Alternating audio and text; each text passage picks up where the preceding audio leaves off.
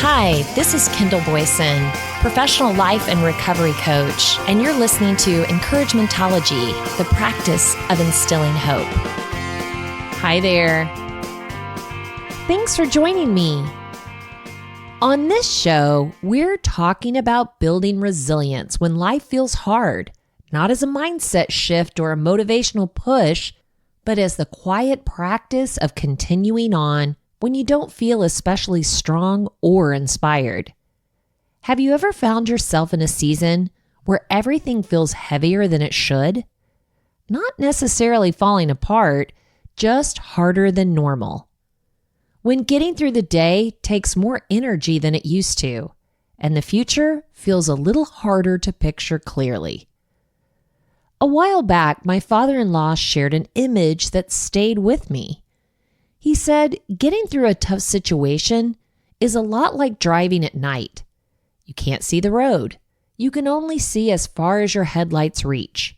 And sometimes that's frustrating. Sometimes it's tiring. Sometimes it's enough to make you wonder how much further you really want to go. On long drives like that, you don't just push endlessly. You stop, you stretch your legs, you grab a snack, maybe some hot coffee. You check in with yourself and decide how many more miles you can reasonably make before the next pause. And you keep going. Not because you're motivated, but because you're disciplined enough to trust that the morning will come. Resilience often looks like that. It's not dramatic. It's not loud. It's not about powering through with a positive attitude.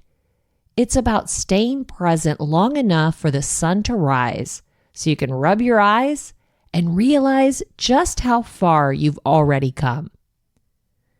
Some seasons don't require more motivation. They require more honesty, an honest look at what you're working with, what you can change, and what you might need to approach differently. And that kind of honesty is where resilience actually begins.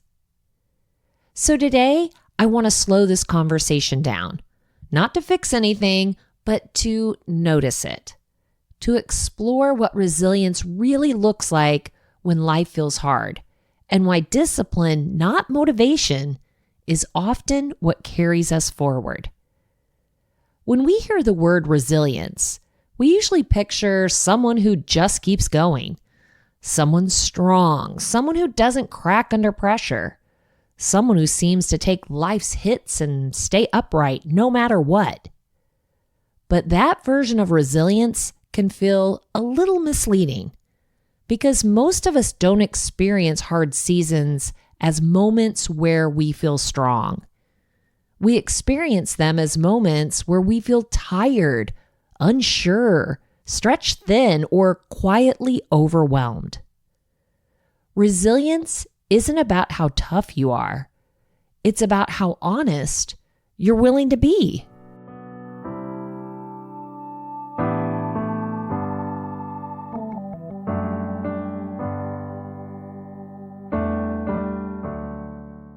At its core, resilience is the ability to stay engaged with your life when things feel uncomfortable, uncertain, or unfinished. It's not about pretending things are fine. It's about continuing to participate in your own life, even when you don't love the circumstances. That's where resilience starts to separate itself from motivation. Motivation is emotional. It comes and goes. Some days it shows up.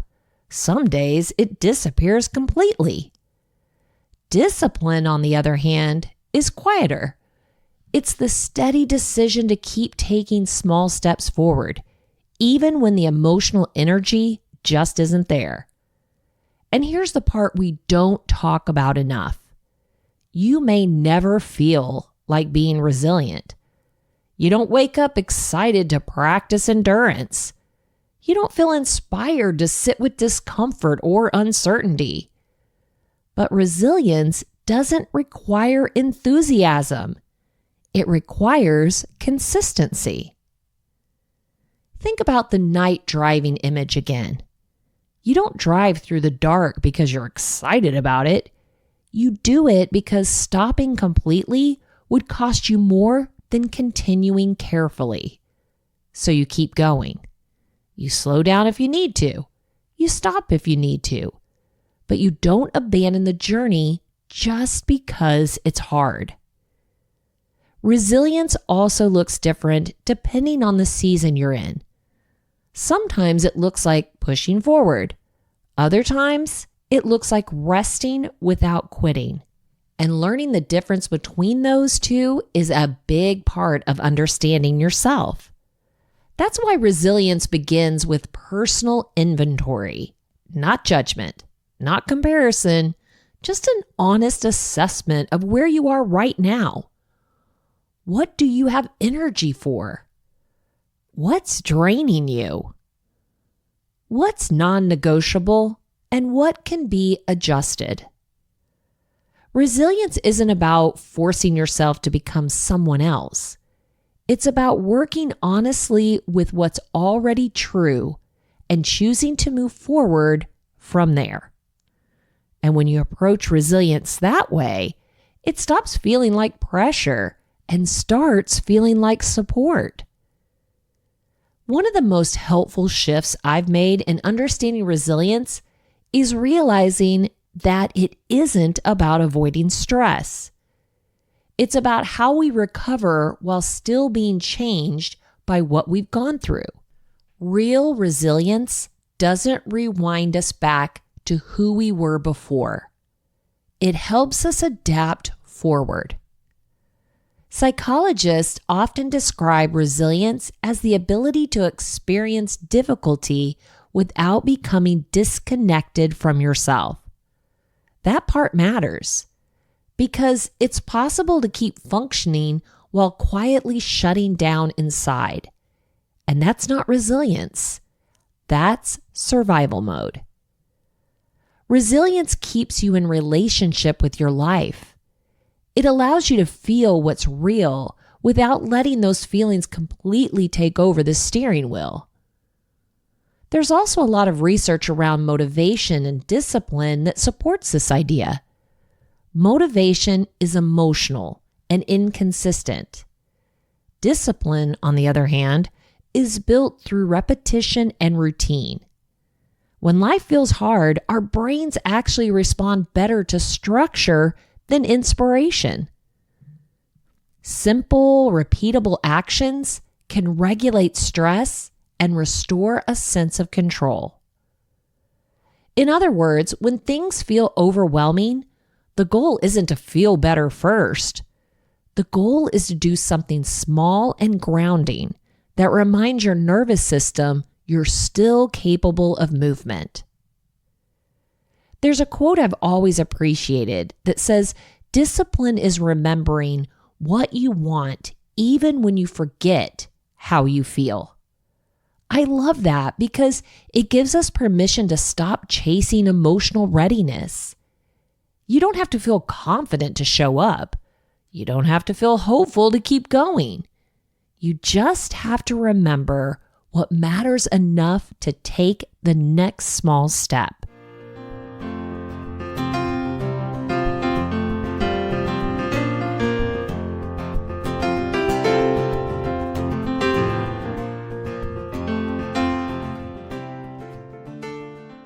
Another important insight comes from the idea that resilience isn't about constant forward motion. It's about recovery. Studies show that people who build resilience well are often the ones who know when to pause. They don't push endlessly. They cycle between effort and rest. They respect their limits instead of shaming themselves for having them. That fits perfectly with the night driving metaphor. You don't drive through the dark without stopping. You stop so you can keep going. You refuel so you don't burn out before the sun comes up. And that's where honesty comes back into the conversation. If resilience is about discipline and recovery, then honesty is what tells you when to slow down and when to lean in. Without honesty, discipline turns into punishment. With honesty, discipline becomes support. Resilience isn't built by pretending things aren't hard. It's built by acknowledging that they are and choosing to stay engaged anyway. I want to slow us down for a moment and make this personal. Not in a heavy way, just in a curious way. Imagine again that you're driving through the night. The road is quiet. The sky is dark. The headlights are doing their job, but they only show you so much at a time. Now ask yourself this question honestly. How far could I go right now before I need to stop? Not how far you should go, not how far you wish you could go, just how far you could go well. The answer tells you a lot about your current capacity. Now let's explore a few follow-up questions, and you can just notice what comes up. There's no right answer here. When things feel hard, what usually helps you keep moving? Is it a routine or is it flexibility? Encouragement or accountability? Quiet or connection? And on the flip side, what tends to drain you when you're already tired? Is it pressure? Too many expectations? Trying to meet someone else's pace? Here's another important one. When you start to feel overwhelmed, do you tend to push harder or pull away? Some of us default to over-functioning. We tighten our grip. We try to power through. Others shut down and disconnect. Neither response is wrong, but both are clues. And resilience grows when you understand your patterns instead of judging them. One more thing to consider. What does stopping actually mean to you? For some people, stopping feels like failure. For others, it feels like relief. If stopping automatically feels unsafe or shame-filled, that's worth paying attention to, because pulling over to rest is not the same as quitting the journey. Resilience isn't about proving something to yourself or anyone else. It's about staying in relationship with your capacity. It's about responding to what's real instead of fighting it. So as we move into the next part of the conversation, keep that image in mind. You're not trying to reach that destination all at once. You're just choosing the next stretch of road you can travel honestly. Now that we've talked about what resilience is, I want to bring this into something practical, not overwhelming, not a big long to-do list, just a few ways to support yourself when life feels hard and motivation isn't showing up. The first is this: separate effort from worth. When things are hard, it's easy to tie our value to how much we're getting done or how well we're holding it together. But resilience isn't about proving your strength. You are not more worthy on productive days, and you're not failing on slower ones. Discipline is meant to support you, not measure you. The second is to reduce the size of your next step. Resilience grows through momentum, not magnitude. You don't need to fix everything or figure out the whole road ahead. Ask yourself, what's the smallest, honest action you can take today? Not the impressive one, not the perfect one, just the next doable one. Small steps still move you forward, especially in the dark. Third, create one stabilizing routine. Just one, not a full overhaul. Something simple and repeatable that signals safety and steadiness in your nervous system. Maybe it's a morning cup of coffee in the same chair, a short walk, a nightly check-in with yourself. When life feels uncertain, consistency becomes an anchor. And the fourth is to allow pauses without calling them failure. This one matters. Pulling over to rest is not quitting. It's refueling.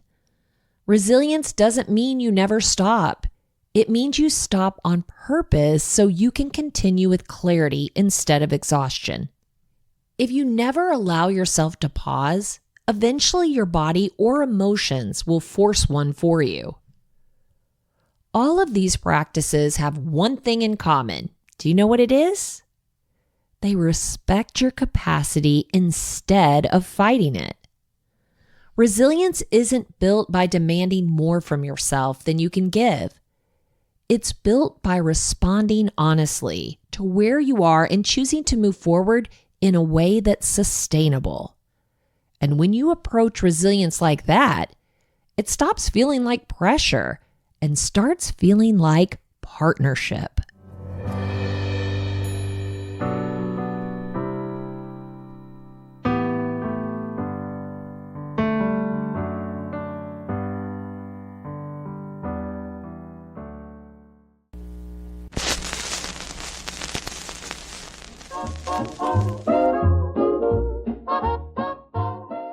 This is where I want to flip the record over for just a moment, because the A side of resilience is the one we hear all the time. Stay strong, push through, don't quit, keep going no matter what. And sometimes that message helps. Sometimes grit is exactly what's needed. But the B side tells a quieter story. The A side is the familiar story we all know, but the B side, that's where the deeper tracks live. The B side of resilience isn't about pushing harder. It's about responding differently. It's about noticing when perseverance starts to turn into pressure, when discipline quietly becomes self-punishment, when just keep going turns into ignoring what your body, emotions, or relationships are trying to tell you. Resilience doesn't mean staying the same speed no matter what. It means adjusting your pace without abandoning the direction. On the B side, resilience looks like listening. It looks like flexibility. It looks like choosing sustainability over urgency. Sometimes the most resilient thing you can do is slow down, or ask for help, or change your approach instead of doubling down on the one that's wearing you out. We don't talk enough about how resilience also includes softness, compassion, responsiveness, because pushing through everything eventually disconnects you from yourself. And resilience at its healthiest keeps you connected. Think about that night drive again. If you ignore your need to stop, if you keep pushing through exhaustion, you don't arrive faster. You arrive depleted, or you don't arrive at all. The B side of resilience reminds us that rest isn't the opposite of strength. It's part of it. Pausing doesn't mean you've lost your resolve. It means you're protecting it. And here's the surprising part. When you allow yourself to be responsive instead of rigid, you go farther. Not faster, but farther. You stay in the journey long enough for morning to come. Resilience isn't about proving how much you can endure.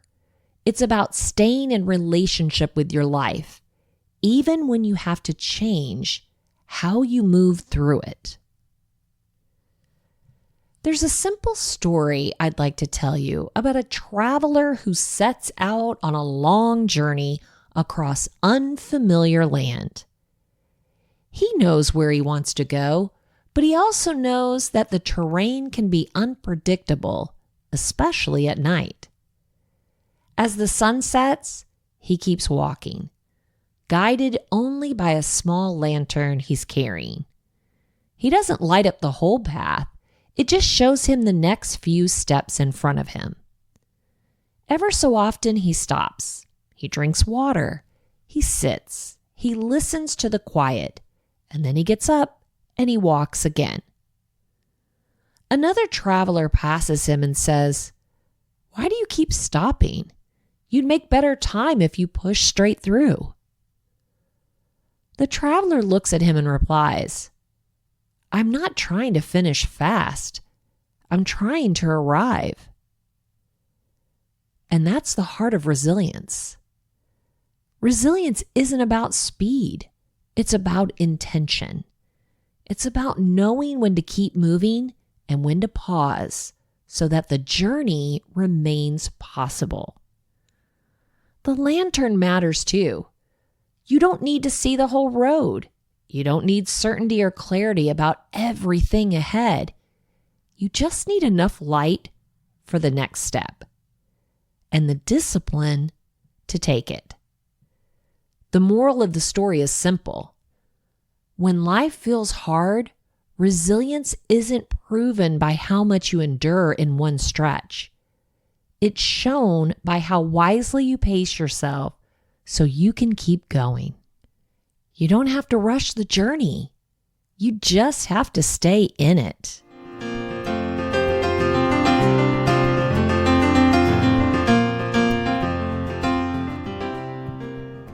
Before we move into reflection, I want to remind you that there's a 5-day journaling companion available for this episode if you want to spend a little more time with this theme and really explore it at your own pace. It's there to help you go deeper, not add another thing to your to-do list. For now, let's slow things down and sit with just a few questions together.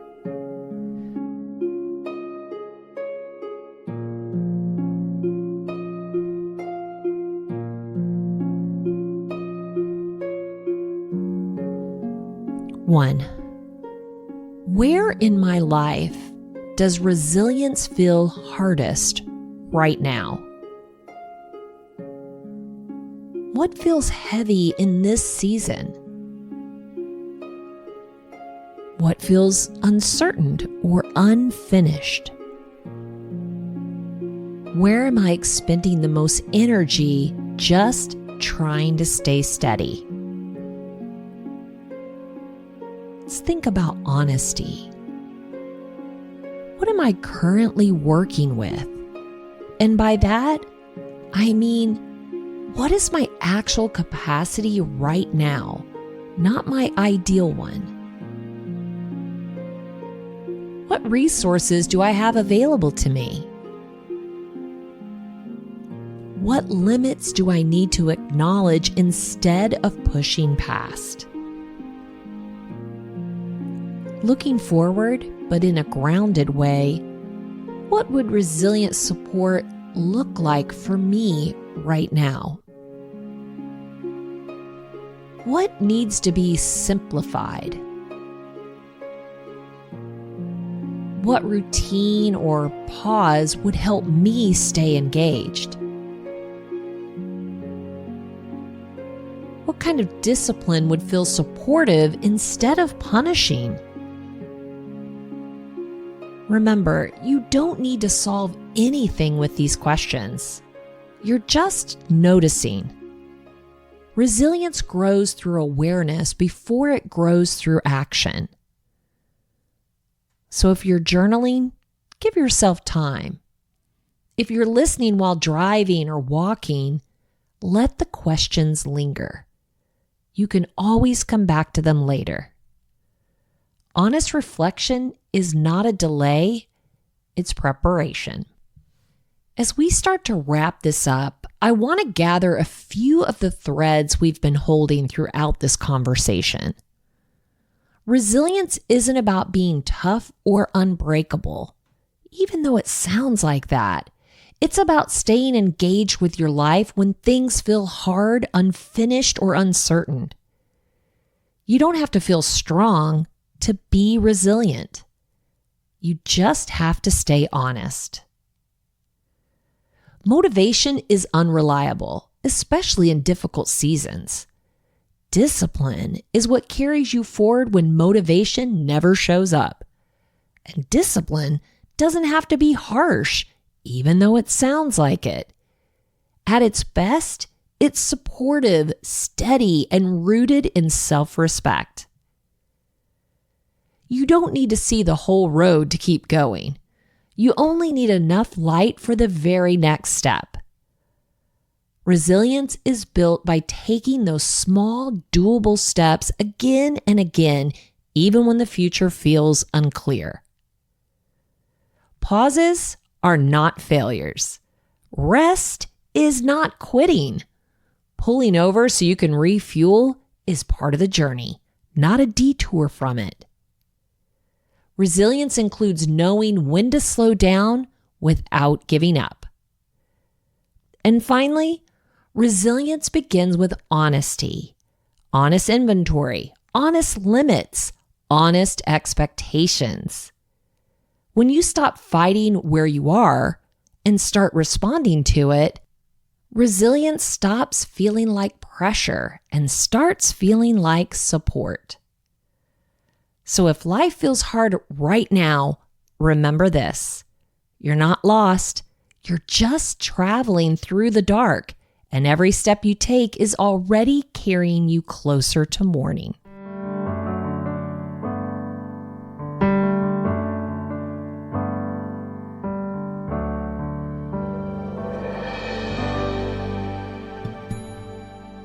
If you want to share encouragementology with a friend who needs to know they're not alone on this journey of self-discovery, you can visit encouragementology.com or anywhere you stream your content to receive this episode and all others. Check out the show notes for the 5-day journaling companion and follow us on Facebook and Instagram for additional encouragement throughout the week. So I challenge you, stop waiting for motivation and start honoring the discipline that's already carrying you forward. Take an honest inventory of where you are. Choose one small step you can take with integrity and allow yourself to pause without quitting. Remember, just because the road feels dark doesn't mean you're off course. I know you can do it. Thank you for listening to Encouragementology with Kendall Boyson, where we find positive ways to handle some of life's challenges. I stumbled through until the path was clear. That's when I found you and how I wound up here. All I needed was a rock that I could lean on. All you needed was some wind beneath your wings. We might be seeing things from different points of view, but that don't mean a thing. You and I, we were meant to be. I was made for you, you were made for me. So let it happen naturally. Things will work out fine, just you wait and see.